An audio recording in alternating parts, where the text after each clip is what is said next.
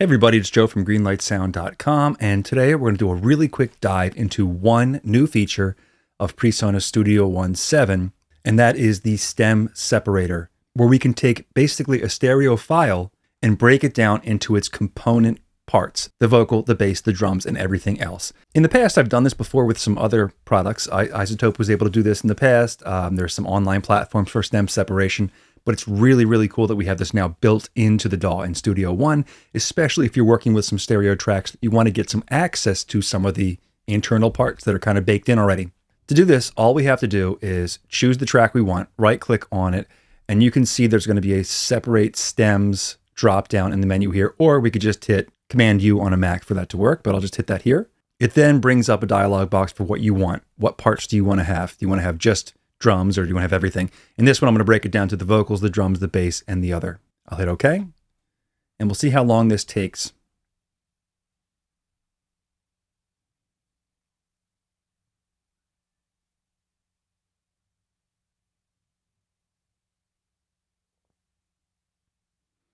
So not too long at all. This is actually verse, pre-chorus, chorus, verse 2. It's like half the song, which is a few minutes long, and it took just a few seconds to get through it.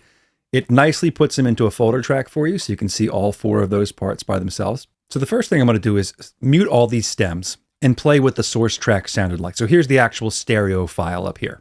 Slept alone with your photographs and your epitaphs, all those goodbye notes, the songs you wrote. You get the idea of that. So now I'm going to mute the actual stereo file, unmute the stereo print stems. Now here's the thing. When you put all of these stems back together, you actually get the main stereo file again. These are the four stems soloed. Slept alone with your photographs and your Great, sounds like the stereo file.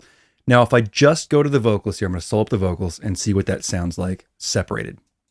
Slept alone with your photographs and your epitaphs, all those goodbye notes, the songs you wrote.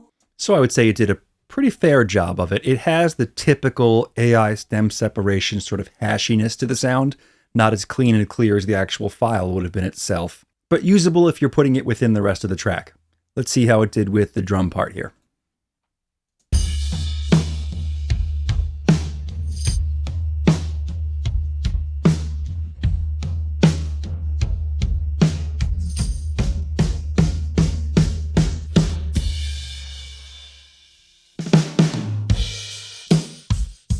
Again, fair job. It's about as good as I would expect from any of the other tools I've used to do this. Let's take a look at the bass part next.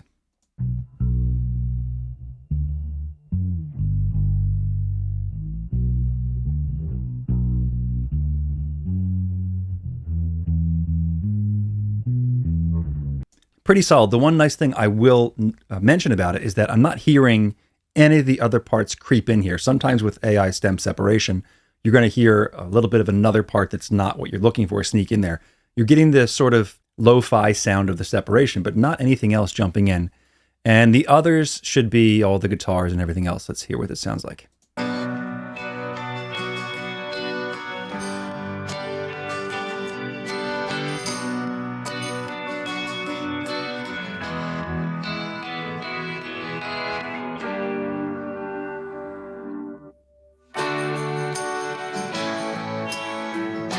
That's the only one that had any creep from another part that had a little bit of tambourine in there. But again, it did a fair job. That's pretty complex material with layered guitars and piano parts. And if we put them all together again, we get the stereo file that we had in the beginning. Slept alone with your photographs and your epitaphs, all those goodbye notes. So if you're a person who likes to break down stereo files, or if you have songs that you want to just extract parts from, whether they're songs you created or something that, you know, from your own music library, you now have it built into Studio One, and it does, I think, an acceptable job at this point of stem separation. As technology improves, I think it'll clean up the individual source sounds, but I do like how it was really able to separate them pretty cleanly between the vocal, the drum, the bass, and the other parts. So if you have any questions or comments, let me know down in the comment section. Don't forget to subscribe if you haven't done so already, so we can keep you in the loop as to what's coming up next, and I'll see you in the next one.